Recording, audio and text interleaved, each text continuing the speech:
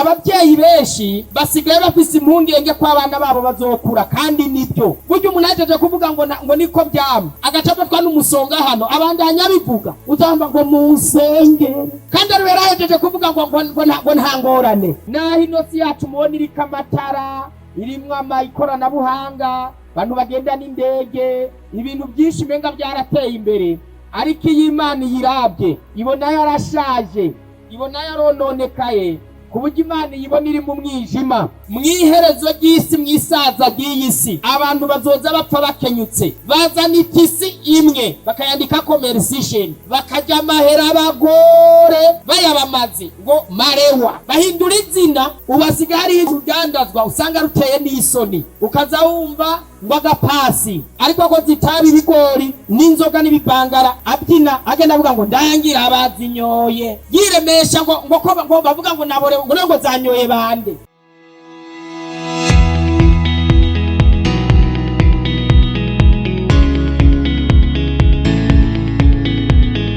Dusenge. Data wa twese uri mwijuru, turagushimiye ko kuri uno mutumba ijambo ryawe wemeye ko risagamba ikabwirwa abafise amatwi. Turakwinginze buri muntu wese rero umugenera ibihwanye n'umakene y'umutima wiwe uzobukoze, utubabarire ibyaha byacu, ijambo ryawe ritubere umutima w'ubugingo, tubisabye mu izina rya Yesu Kristo, amen.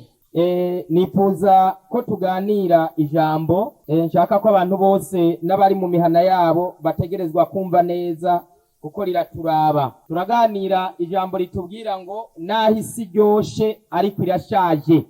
Abantu benshi b'abanyabwenge, reka mpere mu banyabwenge b'isi, iri jambo mvuze bobo barizi gusumbya abantu benshi. Murazi yuko muri no misi ku bantu bakurikirana amakuru menshi atandukanye, abanyabwenge bo muri Amerika bamaze imisi batanga amafaranga menshi ngo yo kugenda ku yindi si yitwa Mars n'uwundi mubumbe, ngo bashobore ngo kumenya neza, ngo baronke ibimenyamenya ngo ko ubuzima bushobokayo. Nakurikiranye impamvu bibatera, ngo bafise amakuru ngo yuko inosi izohera, ngo bashaka ngo ihere bimuka, ngo ibyo nivyo bituma ngo bagenda kurondera iyindi si. Bobo basanzwe bazi ko iyi si izohera, mbere baranavuga ati naho itohera nk'uko Bibiliya ibivuga. Bobo abanyabwenge b'isi bararaba bakamenya ngo tugumye ku isi tuzoca ibiti, kuko abakeneye kubaka ni benshi, bizogera igihe bihere, amaparasera azohera. Abanyabwenge barazi kuraba ibintu bagashira nko mu myaka nk'amajana 2 bakamenya iy'isi izobigeze, ngo ku buryo ngo igitoro gisigaye munsi y'isi kizokora imyaka 4 n'indwi gusa, kizoba giheze ku isi yose. Niyo mpamvu bariko baragerageza gukora n'ubushakashatsi ngo bazokura igitoro mu isoya, ngo mu micanga. Niyo mpamvu mubona isi iriko irashaka kuzana imodoka zitanywa igitoro. Ni kibazo c'isi kuko ingendeshwa ni nyinshi. Abanyabwenge bobo badasenga, badafise na Bibiliya, bakoresha ubwenge bwabo busanzwe, barazi yuko inosi iriko iragenda ihera. Ndavuga bino bintu bikurikira: naho inosi iryoshe ariko irashaje. Hariho abantu iyo uvuze ku isi ishaje kubera kudibama, hari ukuntu umuntu aheza kurya igitoki n'umuceri akibaza ngo nuko bizohora. Ntabwo ari byo. Iyi si hari ukuntu ubuhanuzi bwayivuze mu gitabo ca Yesaya igice ca 51:6 handitse ngo nimwunamurire amaso yanyu mw'ijuru, mwitegereze no hasi kw'isi, kuko ijuru rizokamangana nk'umwotsi, n'isi izosaza nk'umwambaro, n'abayibako bazopfa nk'isazi. Iyi si itegerezwa kuzosaza nk'impuzu. Ku bantu babizi neza, umuntu aragura impuzu, akagura igitenge, ipantaro, ishati, abona ari byiza biriko amarangi meza. Uko iminsi ihera niko igenda icuya, igenda itabuka kugeza igihe ayitaye. N'isi ngo izosaza nk'umwambaro, abayibako ngo bazopfa nk'isazi, ngo izonakamangana nk'umwotsi. Ibi abantu bakwiye kubyumva neza. Naho inosi yacu mubona iriko amatara, irimwo ikoranabuhanga, abantu bagenda n'indege, ibintu byinshi menga byarateye imbere, ariko iyi Imana yirabye ibona yarashaje, ibona yarononekaye, ku buryo Imana yibona iri mu mwijima.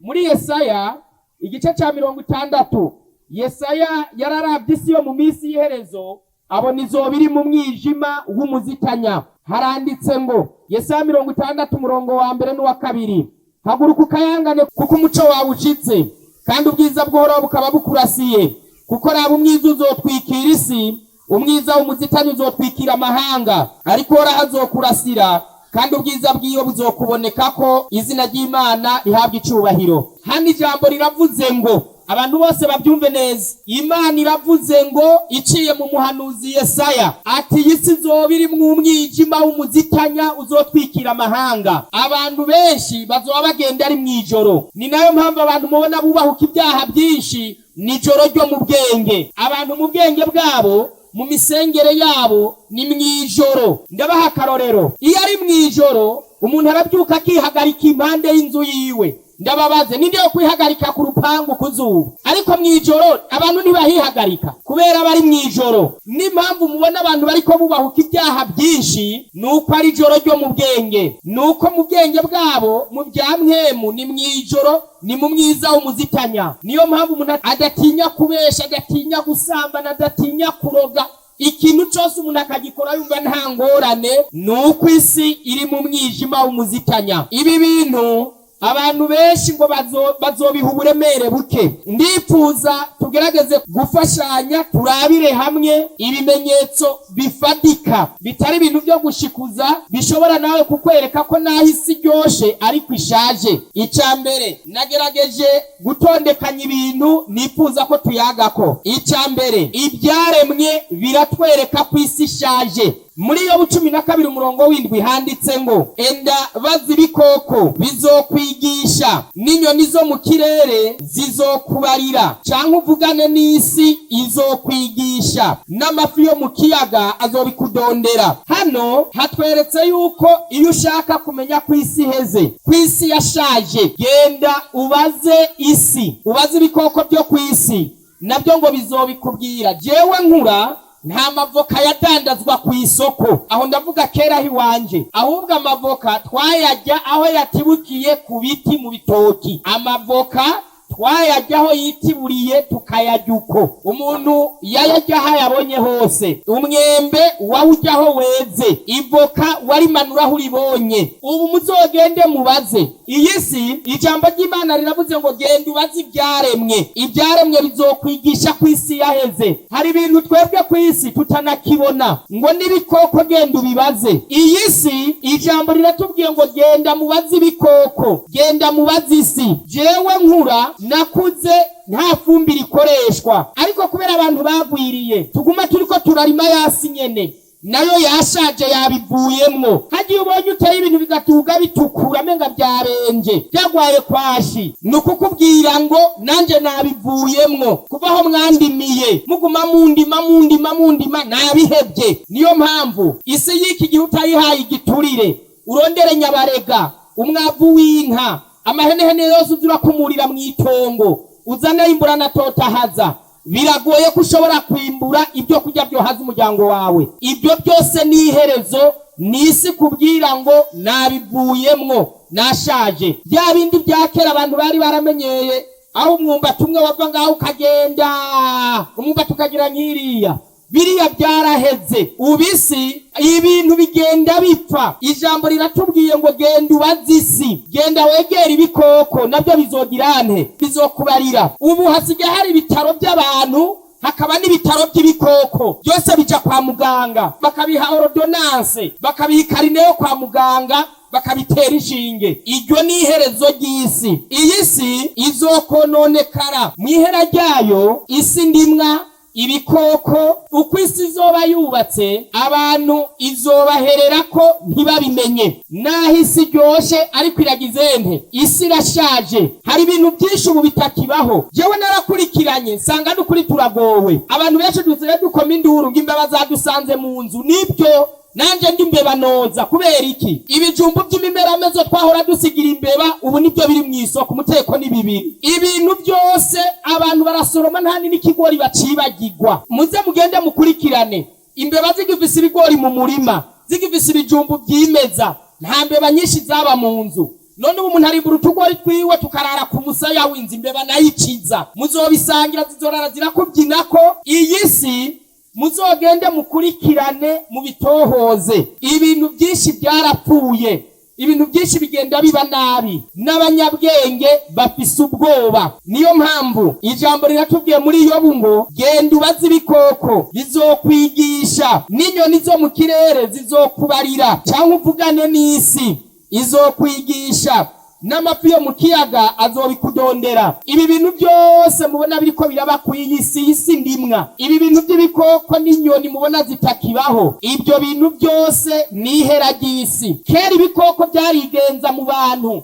none ubagakwavu bakabonye bakirukako n'imbwa 40. Iyumvira ibibwa 40 biri byasamye, abahigi 15 ku kantu kadapima n'ibiro 20, bakakiruka ku munsi wose, bakazogafatira ibyuya byabize, abagabo n'amacumu behera bariko biruka ku kantu kangana n'urushi. Iyi si nuko yubatse. Icya kabiri, abantu bazokononekara mwiherezo ry'isi. Byanditswe muri Zaburi ya 53 umurongo n'uwa mbere, haranditse ngo barononekaye, bakoze iby'ukugabitanya byo kwankurunuka. Abantu bazokononekara, ingeso z'abantu zizokononekara. Ubu abantu benshi bari hano ku isi, ubuntu bugenda bubaheramwo. Umuntu muravugana gato ngo no guturitsa, mwavugana gato ngo uragapfa gutyo, mwavugana gato ngo no gusambura, mwavugana gato ngo harivuye ku rusizi, mwavugana gato ngo baraguhenze ngo uzubaze, ukaraba ibyo bintu abantu bapfuye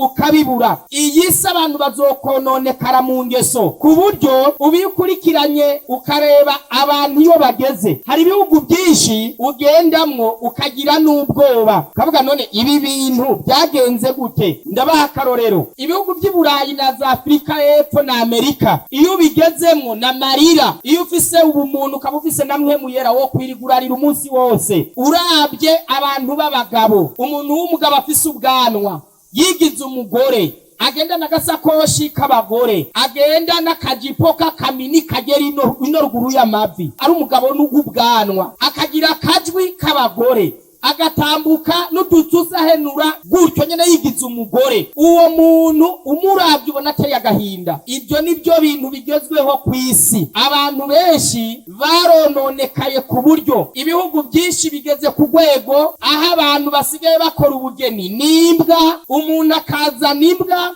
akayipresenta mu muryango ngo niwo mukwe. Iyumvire kwigisha umwana wawe agaca dogitora, ariko akaba afise umufiyanse w'imbwa, akayizana muhira akababwira ngo papa nguyu umukwe wanyu, umukwe w'imbwa. Ibyo bintu biri ku isi. Mu gihugu ca Kamerune, umuryango wigishije umwana, yigisha i Burayi, ariga araheza, mu nyuma babwira ati papa rero nzozana diplome nzane n'umufiyanse. Uwo muryango utegura ibirori bikomeye. Namwe murumva hari haje ibintu bingahe? 2, umukazana hamwe na diplome. Kumbe uwo muhungu yageze i Buraya arononekara, ari muri babandi basambana nabo bahuje ibitsina. Umuhungu abazanye umukazana w'urugabo rufise n'ibyanwa, baba bageze ku kibuga Yawunde ku mugwa mukuru. Imiryango rero yibaza ngo ngiye umusheri asigaye mu yindi ndege. Baba baragiye bageze mu rugo, batumiye abantu benshi. Mu nyuma baramubwira ati tubwire rero, tubwire ijambo, wa mukazana rihe? Umuhungu arinamura nta soni, abwira se na nyina, arababwira ngo nguyu umukazana. Iyumvira umukazana atagira igitereko, umukazana atafise amabere, umukazana atazobyara. Kandi abantu bakora ibyo byaha n'abantu b'abanyabwenge bize baminuje, ntibafise amashuri 3.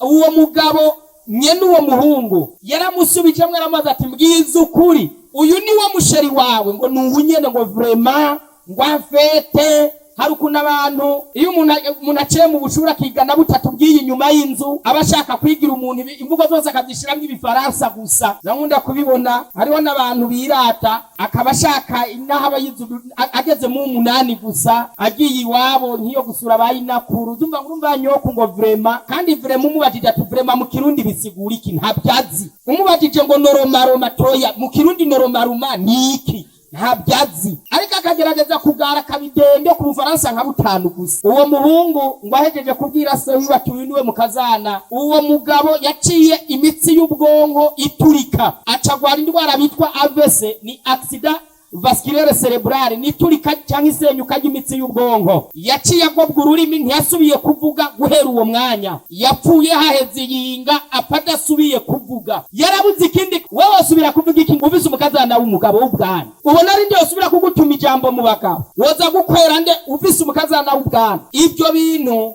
bizoranga uko abantu bazokononekara, isi zokononekara turimwo ifutane. Uko niko isi zobimeze mwisaza ryayo, abantu bazoza bapfa bakiri bato. Byanditswe muri Yeremiya 9:21 handitse ngo kuko urupfu rwuriye rugaca mwidirisha. Ndasigura rino jambo ngo urupfu rwagize rwaruriye ngo runyurahe mwidirisha. Hajya umuntu kirazira guca mwidirisha, baca mu muryango. Abantu baca mwidirisha ari bisuma canke bibagiwe bakugarana urugi canke habaye ikintu cyo gutabara. Ariko mu buzima busanzwe nta muntu yemerewe guca hehe mwidirisha. None hano handitse ngo urupfu ruzoca mwidirisha. Mwiherezo ry'isi, mwisaza ry'isi, abantu bazoza bapfa bakenyutse. Kera abavyeyi baba bafise ubwishingizi ko abana babo bazokura. None ubu umuvyeyi arabyara umwana agatangura kwikanga kwapfa, aragenda kwibaruka akikanga kwapfa. Abavyeyi baribyaza nta n'ibitaro bajako. Ariko ubu wihenze ugabyina n'izinda zo mu misi iheretse, ntuzijane kwa muganga zo gukuramwo iyo kotsa. Iyi si ni ihera ryayo. Hari abantu basoma Bibiliya ntibayumve. Abavyeyi benshi basigaye bafise impungenge ko abana babo bazokura, kandi nibyo. Ngo hari umuvyeyi yari afise indwara bitwa crise de larme, ni indwara irangwa no kuzurizwa n'ubusa, ariko bitewe n'uko utarya ibintu by'ibimera bifise isukari. Ngo umunsi umwe hari umubanyi yari yapfishije umwana, nawe ngo umwana we ageze muri ibyo bigero ngo ariko aramusimbagiza kujya ubufise umwana gutya bebe. Yari yicaye n'umugabo we muri saro, umuvyeyi ararira.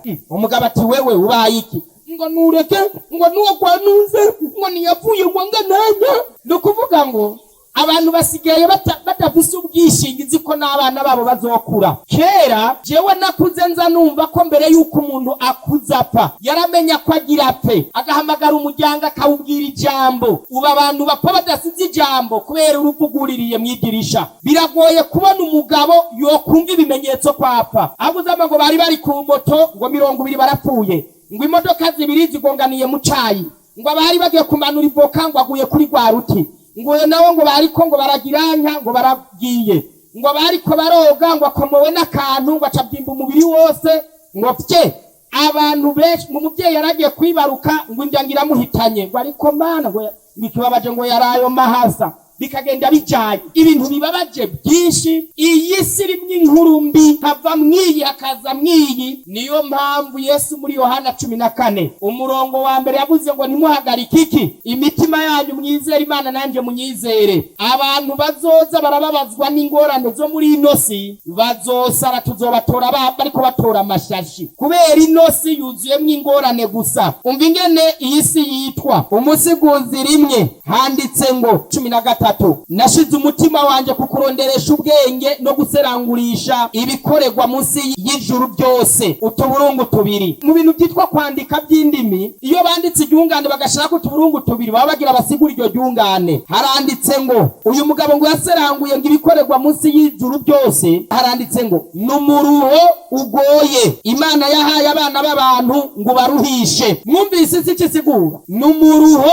ugoye Imana yahaye abana b'abantu ngo bagirene ubaruhishe. Niyo mpamvu bakubwira ngo la vie terrestre ça perd rien. Ubu buzima bwano kwisi bwitwa ntaco kimaze, nta kirimwo. Niyo mpamvu ibintu bizogenda gutyo. Mu gusaza kwisi hari ikindi ntoreka kubabwira, abantu bazogwara kutanyugwa. Byanditswe muri Timoteyo 2:3 haranditse ngo umenye yuko mu misi iherezo hazoba ibihe bigizente, ibihe bigoye. Abantu bazoba bikunda bakunda amahera. Hirya baravuze ngo ibirandamuke, ariko bashiramwe irindi jambo ryitwa ngo intashima. Mu Gifaransa handitse ngo rezenka ingratitude nukutanyugwa, kudashima. Abantu bo muri ino misi yacu ntibanyuzwe, barara imitima ihagaze. Jewe hari ibintu bintangaza. Abantu kera abantu bataranajyama no kumatera nibo bajyama itiro ryiza. Kera twajyama ku bitanda bimeze nk'iyi podium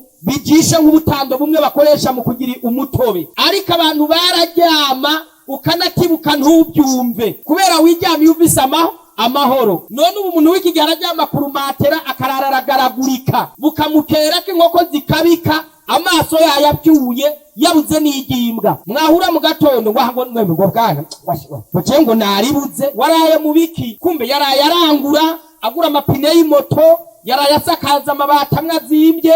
Iyi si izobaho itanyuzwe. Ndababwira ibintu abantu batanyuzwe ko. Icambere, kwiyambiza nibyo bitwa makiyaje. Abantu benshi b'igitsina gore, abakobwa n'abagore batewe n'imizimu. Ibi bintu mubyumve neza. Umuntu aragenda Imana ikamurema ariko ntiyemera uko ameze, akarondera amavuta ngo amutukuza. Harababy'itukuje bacika nk'ibibenyi byapfubye, ugasanga ku izosi haratukura, mu muhogo harirabura, ugasanga umuntu arababaguye menga yapfubye. Ico cyaha cyo kwiyambiza abantu benshi b'igitsina gore baragikora, agaca kumvisha ngurumva ngo nutuvuta. Uzamba kubwiye ngo yoza amazi ya Tanganyika, mamasha amazi ya Tanganyika ngo twese tuyoga. Abantu bariyo bose nta bantu birabura rero babayo, ngo yoza amazi ya Tanganyika. Ico cyaha kiba mu baririmbyi, kiba mu bagore b'abapasitoro, mu b'abadiyakonikazi. Abantu bagendana ibyaha byo kwiyambiza ngo babe beza da. Kugenda ube nk'izuba riserutse. Imana atari yikubakiye umugabo wawe azokomagura inkoni. Iyi si niko imeze. Genda muraba abantu b'inzobe bateye inda barabata banganana. Imanza ziri muri sentare n'izabirabura n'abo inzobe bariyo barabataye. Ibintu by'ingo birimo dayimoni. Kiretse Imana ari yibubakiye urugo, nayo ubundi rugo ntabwo ruzokubakwa n'utuvuta wisize gutukure. Abantu mu gusaza kw'isi bazoreka kunyugwa nk'uko Imana yabaremye. Byanditswe mu Musiguzi 7:9 haravuga ngo ico nabonye ni kimwe gusa, Imana yaremye abantu bagororotse, ariko bobo birondereye ibyo bigeneye byinshi. Ico ikindi n'abantu bashira ibintu mu mishatsi. Abagore bo muri Afrika bagwaye ingwara y'umushatsi wirabura. Hariho n'abagenda bagashiramwe imibyiro, amasiraje, kanta, abibabuza imishatsi bagaja mu bikaske, ngo ari uwagiye muri rwa runtugurusa kaske babambika ruca rumuturikira ku mutwe turazambuka. Bararengeje umuriro arakoma induru, bibaza ngo nuko utabimenyera, ngo birakora umutwe ngo puu yaguye aho aziza amafyeri. Abantu benshi b'abadamu banyumve, reka ndanababwire, murabona ibihugu byose byasirimutse mu byaha.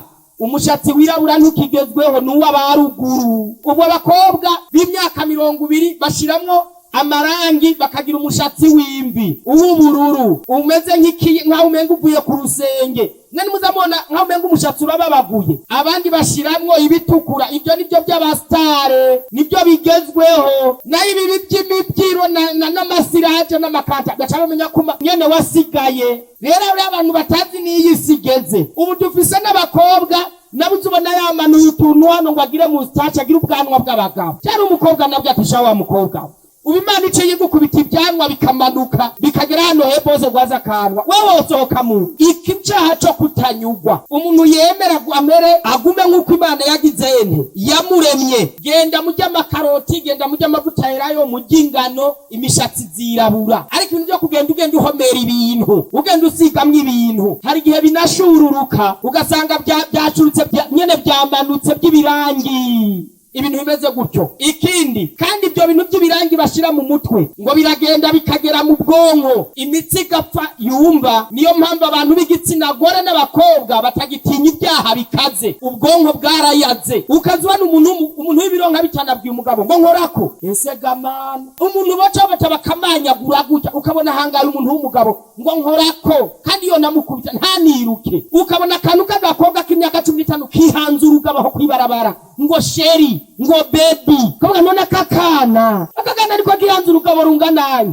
Kandi mu byukura abagore bafise inkome, ukabona n'urugabo rwarerembuye amaso ngo sheri, urunugu rutama ko ngaho hirya. Ibyo byaha abantu bagenda bubahuka, imitsi yumva igenda ipfa, abantu bakagenda bapfa, bigatuma batinyuka ibyaha. Ibyo byaha byose ni ibyaha. Nta bakristo bafata imishatsi bayihindure. Genda muguma n'Imana yabaremanye, mwotuma mugera mu ijuru isa n'ubururu, ariko ukazoja mw'ijuru. Ibintu by'ubwirate n'ubwibone ntabwo byemewe. Ikindi, hari abantu bisiga fondote. Umve ndababwire mwa bagore n'abakobwa, hari umuntu yigeze kwisiga ifu wamenga na kagemeri yikubise mu maso. Ukibaza none ibi bintu by'ibifufu uyu muntu yirabye, ibi bintu azobimaza iki? Birimwe iyihe nyungu? Hari abantu bakugendana Bibiliya mu masakoshi agenda n'ibiyo, amafondote, ubuntu butagira epfo na ruguru, nta gitabo c'indirimbo agira, nta Bibiliya agira, nawe ukagenda wigize. Kandi rero iyo wabyihomeye uzi ngo barakubona, batakubonye ugenda umutima ubabaye. N'uwikororeye yagize ngo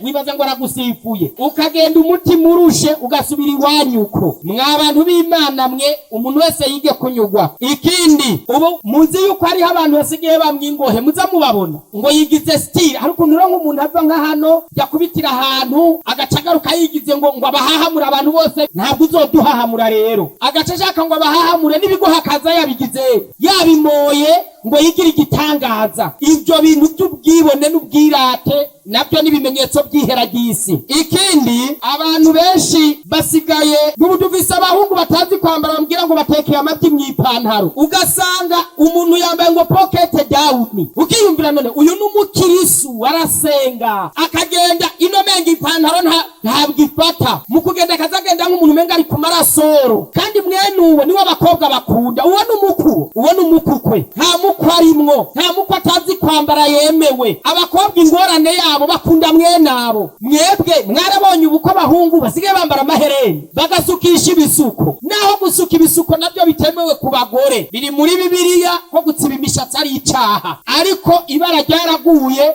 Ubu umbe umugore arasuka, umuhungu wiwe agasuka, bashikiwe bagasuka, ise wiwe ugasanga yarasutse, amahereni bayambara yose baranatizanya. Nyumvira iryo bana. Ubu abagore nabo n'abakobwa basigaye bagenda bambaye migonga uti, mabera uti, bikiriza uti. Ukimvura none uyarambaye canke yahenye. Iyi si izoba hitanyuzwe. Bibiliya itubwira ngo dukwiye kwambara d'une manière décente, tukambara tukikwiza. Ubu hari abantu bambara n'impuzu yambariye kindani ukabona ukwisa, uwarimwo daimoni, nta nubwo azoja mw'ijuru. Ngo hari abantu b'abagore ngo Imana yanditse ko aribo batumye ingo zibomoka, batumye abantu basambana. Hari umuntu aca ahantu abagabo bose bakagenda bakubitana imitwe kubera ingene yambaye. Ibyo byaha bimeze gutyo byo kutanyugwa nibyo mu minsi ya nyuma. Ubu hariho n'abantu basigaye bafata ingohe bakazomekako izindi, umuntu akagenda bisi ibigohe ugira ni nk'amashwara y'inkoko, kazona bigenda menga. Aho ndababwire turagowe, iyi si iragowe.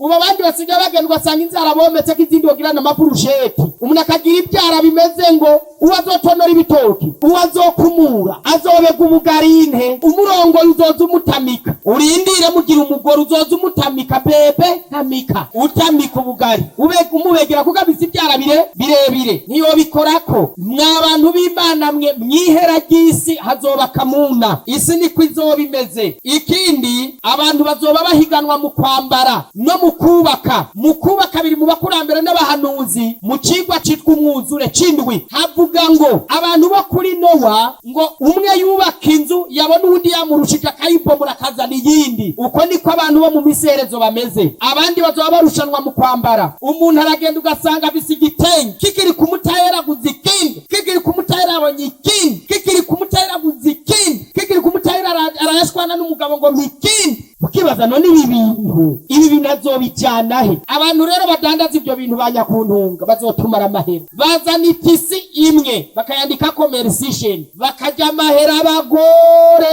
bayabamaze ngo marewa, bahindura izina bakazobajya amahera ya marewa, baheza ngo duwanasi kabajya amahera. N'ubu bazanye iyindi yitwa ngo Diane izobajya amahera. Cagitambara nyene bashake bagishireko ikinyoni, igice cyitwa ngo kinyoni. Umugore arabwira umugabo muraza kujya musonga gutangura igitenge ca kinyoni. Ibintu turabiteka nibisha. Abagabo akiruka kazana kinyoni, aheza kuzana kinyoni haje kirato. None iryo higanwa ugo rusimbi azoruvamwo jaha. Kandi ngorane mwe nawo, nta mukene yambitse, ntiyaguriye inabukwe, ntiyambitse nyina, nta mubanyi yohako, n'uwo basengana niyo namugurira n'akarato. Ni ibintu byo kudundika gusa. Babona yuko akazi ngo Imana ngo nta muntu izobaza inzu yubatse, ntawe izobaza impuzu yari yaraguze ibyo kurya yariye, amatongo yari afise, amafaranga yari afise. Imana izokubaza gusa ibyo wakoze ugirira abandi neza, ibyo nibyo mwijuru bizokwibukwa gusa. Ubu dufise n'abantu yemera gatira ishono bije gushanirwa hano. Ibyo bintu nibi, ibyo ni iherezo, uko niko isi izohera. Isi mu guhera izosambana, ubusambanyi ngo buzobica bicike. Muri Hosea 4:11 handitse ngo ubusambanyi na vino bimara ubwenge hamwe n'umubira wayo. Ubusambanyi bumara ubwenge. Madamu White yanditse igitabo citwa Reflecting Christ, handitsemwo ngo ubusambanyi nico cyaha cy'indenga kamere ciki kinyejana. Abantu benshi barasambana, bakisambanya, bagasambana nabo batangana, bakarenga ibigo, bakarenga abagabo, bakarenga abagore babo. Iyi si ubusambanyi buzoba bwinshi. Ubu dufise abasore basambana, abahungu basambana, ugasanga umukobwa yarasambanye, umuhungu yarasambanye, ngo abasore benshi bameze ngo nk'ibigori. Umuntu aragenda, umwe agahurungura umuhiro, undi agahurungura uwundi, umuntu bakamusigara igitiritiri, bakamusiga yaraheze. Iyi si umuntu atagize Imana ngo yihana bihebe, kuko biremeye ko umuntu yihana kabireka kaba mwiza nta ngorane. Ariko n'ubu tuvugana hari abagore ku busambanyi, hari abagabo ku busambanyi, ingo nyinshi zarabomotse, abagabo batagitaha iwabo, uyoberwa niyataha ngo narindi hajya hijya hehe, ngurumva ngo nunkontorora. Ubaye umugabo baragukontora, wamuzanira iki? Ubanye n'umugore ukabana n'umugabo muba mwemeye ko muzamukontororana. Niko urugo rumeze. Abantu benshi barisambanya ku buryo iki cyaha kiramaze gukomera, kiraremereye, cyarubatswe, bagisizemwo beto. Ubu uri umugabo udafise uwundi mugore ngo uze urisumamwo. Abantu bavuga yuko utari umugabo. Iyo uri umusore udafise abantu musambana nabo, baza bakuvuga ngo iki cararumbye. Ubu hari abantu b'abakobwa bisimba rubebe, ibihungu bisimba rubebe, kandi ibyo bihungu bizi kuresha. Kikurehereje umwana rimwe acata ubwenge, acata amashure, acayomoka, kikaba kiramujanye, kandi kimuteye inda gica kimuta. Ubu hari abana basigaye basambana n'abandi bana bakabyara abandi bana. Hari ahantu akana kateye inda akana kateye inda kandi kana tubu twana tungahe? Tubiri. Baca babyara kandi kana tuba tungahe? Dutatu. Mu by'ukuri n'abantu bari ahantu navukiye, abajyango abatware baravye ibyo bintu babona na kamara maza ntaho byabaye. Bigenze gutyo habaye inama y'umuryango yo kuraba ingene babyaranje, ibintu bitarangika. Baca baravuga ati buri muryango nutwara akana kabo, buri muryango wose ututahana akana kabo. Iyi si izoba nabi, iyi si izosaza, ubusambanyi buzobica, buzoca ibintu. Niyo mpamvu abantu bakwiye kwirinda ibyo byaha. N'igihe cyose tubibona tukamenya yuko ari iherezo. Ikindi ni inzoga n'itabi. Inzoga ariko ntarava hano kuri iki cy'ubusambanyi, ndasoma inyandiko iri mu wipunziwe byose mu cigwa ca 69 handitse ngo le monde plein de débauche et de plaisirs impies. Isi yuzuye ubusambanyi n'ibinezereza bibi, et endormi dans une sécurité charnelle. Isi iryamye mu mutekano wo mu mubiri. Les hommes renvoient bien loin la venue du Seigneur. Abantu baguma begezayo umunsi wo kugaruka kwa Yesu. Hari abantu bagenda bagahimba ibibangara. Satani yararemye rero n'uburirimbo buzorimbuza abantu, bumwe bwakayengayenge. Kera ahantu naciye mu minsi heze, sanga umugabo afise ikibangara yaborewe, ariko akoze itabi, ibigori n'inzoga n'ibibangara, abyina agenda avuga ngo ndangira abazinyoye, yiremesha ngo bavuga ngo naborewe, ngo zanyoye bande. Izo ndirimbo z'akaboregwe zo kuremesha abantu mu bintu by'ububoregwe ngo sije nazinyoye ndumye. Abantu bitegure ku munsi w'Imana, izo ntakayengayenga izoririmbwa. Niyo mpamvu hano handitse ngo abantu baguma begezaho umunsi wo kugaruka kwa Yesu. Ubu ari abantu ubwira ati tegure Yesu yogaruka, ngo niko byamye. Ariko ndababwire je kintangaza, umunyabyaha ni mubi. Buryo umuntu ajeje kuvuga ngo niko byamye, agacafatwa n'umusonga hano abandanya bivuga, uzamba ngo munsengere, kandi ari yarajeje kuvuga ngo nta ngorane, ngo none ngo pasitoro ni hari oyaye ngo munsengere, akatwi koroshe. Ariko arigamba yigiragangwe. Ibyaha birahendana. Hano haranditse ngo abantu begezayo umunsi wo kugaruka kwa Yesu. Iri sori de ces avertissements, abantu bacokora imburi z'Imana. On affirme avec insolence que tout demeure comme depuis le commencement de la création. Abantu bemeza ko bakoresheje agasuzuguro ko byose bimeze nk'uko byari bimeze ku bw'isiremwa. Demain comme aujourd'hui, nous ferons bonne chère uno munsi nk'uko bimeze nejo tuzobandanya kwinezerererwa. Haranditse mu irindi jambo rivuga ngo quand le moqueur qui rejette la vérité est devenu présomptueux, igihe umuntu acokora azoba yanse ukuri aniyemera. Quand chacun cherche à gagner de l'argent sans scrupule, igihe abantu bazoba barondera amafaranga no mu byabujijwe, igihe abantu bazoba biga byose havuyemwo Bibiliya, ico gihe nico Yesu azoziramwo nk'igisuma. Imana itubabarire cyane. Hano handitse ngo isi yuzuye ubusambane n'ibinezereza bibi. Satani azokuzuza ibintu bisamaza abantu. Satani ngo ingene ngo bakora akora nk'umubyeyi afise umwana agorana. Iyo ufise umwana agorana umuronderera akantu kagapupe kazwira akaba aragateramira kukaburikorera ibikorwa byawe. Satani yararondeye ibikinisho byo gusamaza isi. Hano handitse ngo abantu bazosambana baje mu binezereza, abandi ngo bazorondera amafaranga no mu bintu byabujijwe.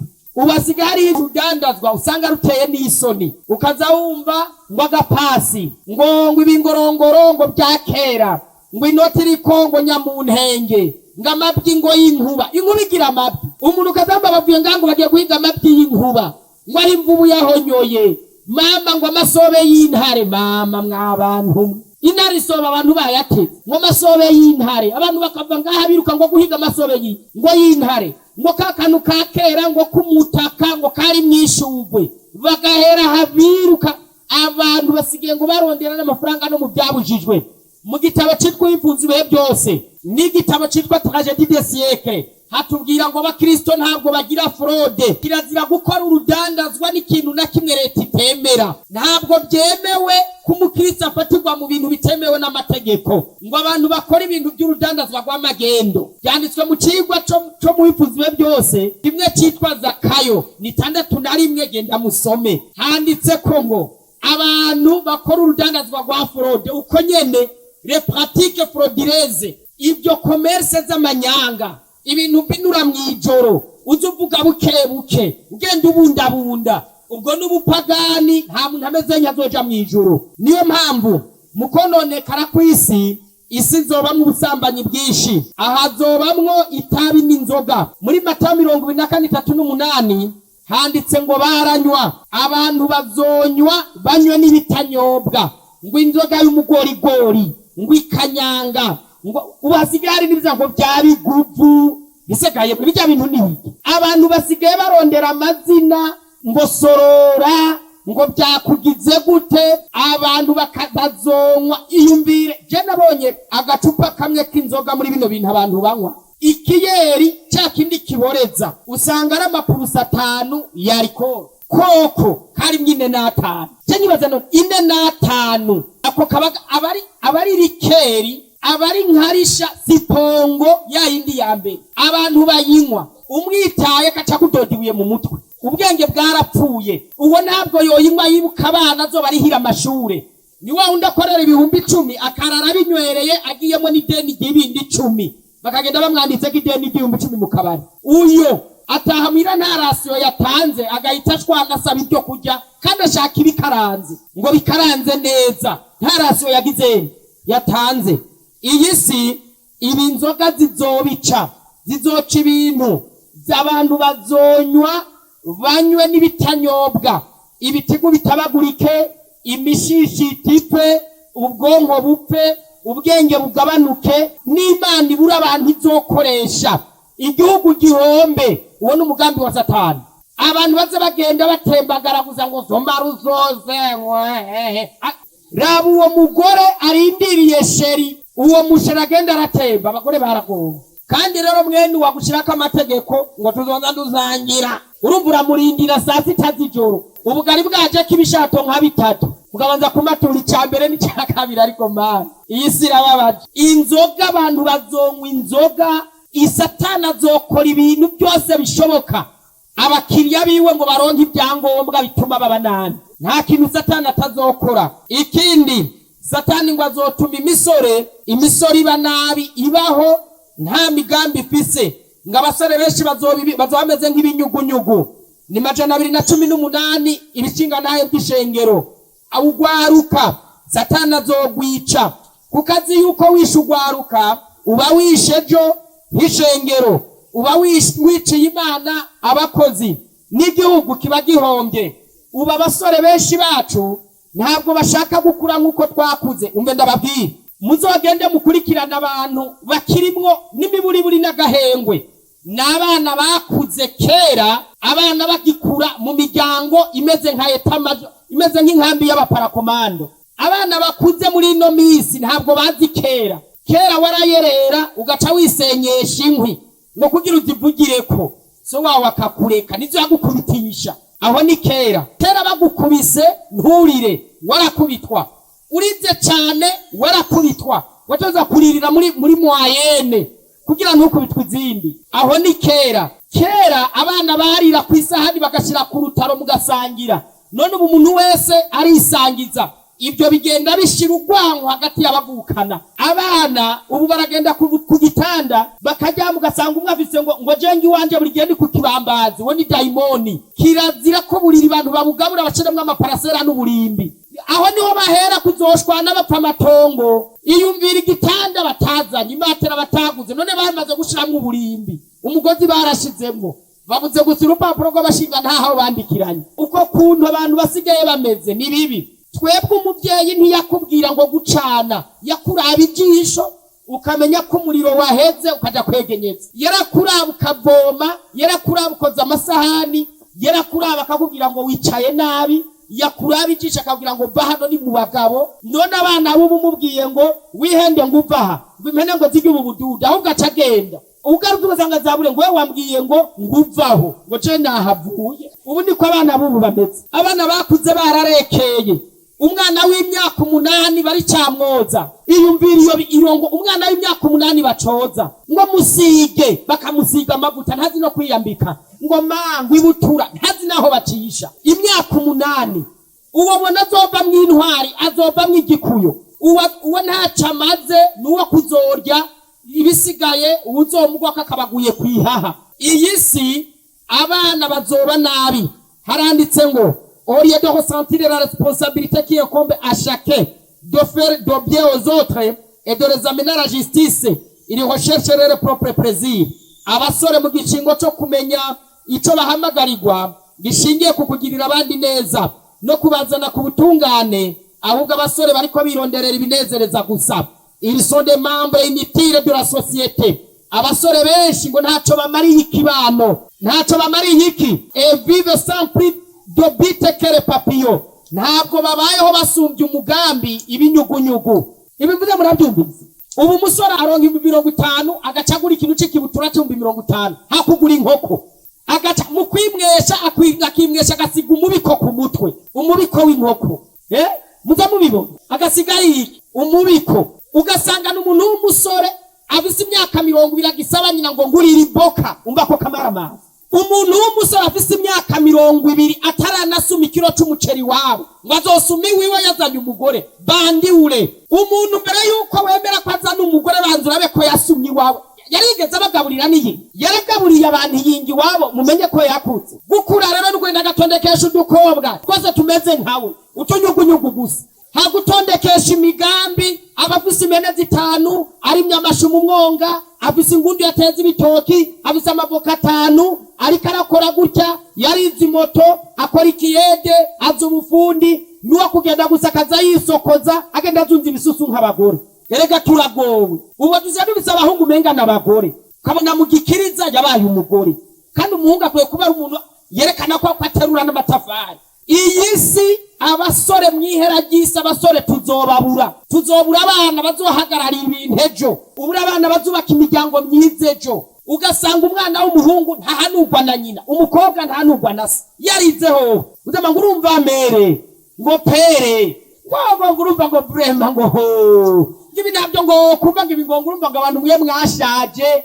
Umwana wejo uhanaguye amabyi mu myaka 3 akakumvisha ko wowe ubwenge bwawe bwashaje ari wafise original satanuyo. Iyi si mwihera izoba gutyo. Abana ngo bazokina urusimba ababyeyi, ngo itegeko rya 5 rivuga ngo wubahe so nani, ngo iryo tegeko rizopfuba, ngo ahubwo rizocurama, ngo ababyeyi bazubaha abana. Ababyeyi bazogirana, bazokubaha abana. hari ahantu umwana w'umukobwa, ntabwo ari inkuru bya bindi ngo by'inkuru z'ahandi baza basoma, ibyo ni ibintu tuzi twe, ntabwo tujajura. Umwana w'umukobwa se yamubwiye ngo uze ugenda ijoro ukajana n'abahungu, yiga nko mu w'indwi. Umukobwa aragenda ahamagara se wamujana nkaho inyuma, tumve papa, wewe buri gihe uzumbuza abahungu, uriya muhungu mbuza ntawe nzoheba, utamvuye inyuma ngira ngende ndamubwira nterinda nzoyikwagiriza. Se wiwe yavuye yamusabye imbabazi, baca bakora inama, basinya amasezerano y'iyarusha, ati usubiriye azoyintera, tugeze mu muryango nzoyikwagiriza, uzomaramara, nzoraba iyo uyirokokera. Se wiwe ati nukuri neza ndakuretse. Umukobwa barotse urupapuro rw'umutsindo rw'amanyanga, ahabwa uburenganzira bwo gukora ibintu byose. Isi naho iryoshe igizene irashaje, urabye imiryango induru ziyirimwo, abagabo n'abagore babanye barahukanye. Ibyo biri muri Mikindwi umurongo wa 5 n'uwa 6 handitse ngo umugabo n'umugore bazorarana batemberana, umuhungu asuzugura se, umukobwa asuzuguye nyina, umukazana atemera inabukwa, kandi umwasi w'umuntu ari wo mu rugo rwiwe. Hajya kugira igisuma kikwiba mubana mu nzu, umuntu agutesha umutwe ari wo musangira mwabyaranye, ngiyo ntimba izobigoye kurokoka. Muranyumvise? Mu gitabo cyitwa Itinéraire du couple handitse ngo imiryango myinshi ngo ibanye yarahukanye, naho mubona baririmba amabaze n'amaruto mu nsengero, ngo bahukana byagenze gute? Ngo baba baragize divorce émotionnelle. Iyo umugabo n'umugore batagikumburana, batacandikirana message, umubwire sheri wanje, mugabo wanje ndagukunda, musohokane mutemberane kwibarabara, mugendane, muyage, musangira ibyo kurya. Ubundi bisaba abagabo batagisangira n'abagore, harabaye bose ntibazoja mu ijuru. Umugabo n'umugore ngo iyo batagibitaniye ibishika, ahubwo umugabo akabavuga ati reka mbe nditeramiye sintahe karabarantuka, uwo akaba ari gumije kwibarabara. Umugore nawe ati nirube ruragumye mbe ndamira amate. Hari abagabo bataha n'imbeba zikiruka zariko zirira utugori, abantu bose bakamenya ko kabaye. Hari abagore bahanda nk'ihwa, baba nk'ipiripiri ryambuzi. Iyi si abo bantu bose baba barahukanye igihe batakigiranira ibishika, umunsi ugahera utamuramukije utamubajije wiriwe. Hariho n'abajyama batifurije ijoro ryiza, ukabona bahenutse nk'ibiti. Yewe gaye, mu kubyuka akabyuka cundi hejuru agenda, ubu yaba yapfiriye. Nanabaze mwaramutse kada, ntanazi yuko yapfuye, akabyuka yigira. Abo baba barahukanye. Kabiri, abagira divorce économique, ngo n'abantu babana batagihuriza ku butunzi bw'umuryango. Umwe ugasanga umugabo agura impene umugore atazi, yaguze moto umugore ntabizi, atunze inka umugore atazi yo yaguriwe. Umugore agataha agasanga umugabo yaguze ngo ururadiyo ngo rwa sabuku rw'ibihumbi 300 ntazi yo rwaguriwe. Umugore agatunga inka ziri wabo umugabo ntabizi, badandaza umwe akanyegeza. Ugasanga hariho n'abagurana n'amafaranga ngo ngurana 2 ngo yagubanze umpe 4 bakagurana n'umwe kamenga yabaye kopeke, undi akaba interbank, barabaye za microfinance, akamara amaza kumutemera. Ariko basanze muri base mu rusengero, yes araje, abo ntibazoja mu ijuru n'amabandi. Iyi si itegerezwa kugira imiryango myiza. Hari n'abantu ngo bagize divorce psychologique, n'abantu babana batayaga, menga n'ibibambazi bibiri biba mu nzu. Hari abantu babana batavugana, wogira n'ibishushanyo bya Bikira Mariya biri kuri diocese, umwe ntayagisha uwundi, nibatera inkuru, nibatwenga, nta umenya ibiri mu mutima w'uwundi. Uko ni kwisi zohera, mwihera ry'isi bizoba bimeze uko. No mu basenga naha twicaye hari imiryango imeze gutyo, abantu bona ari beza baje gusenga, bamarayika bataha ngo nzokuzura amazi, baba batashe ngurutwe, ariko bari gusenga. Yesu ashimyane, isabato nziza kuri twese ubujyajya. Imana iduhe kurokoka iyi si naho iryoshe ariko irashaje. Imana ibiduhe mu izina rya Yesu.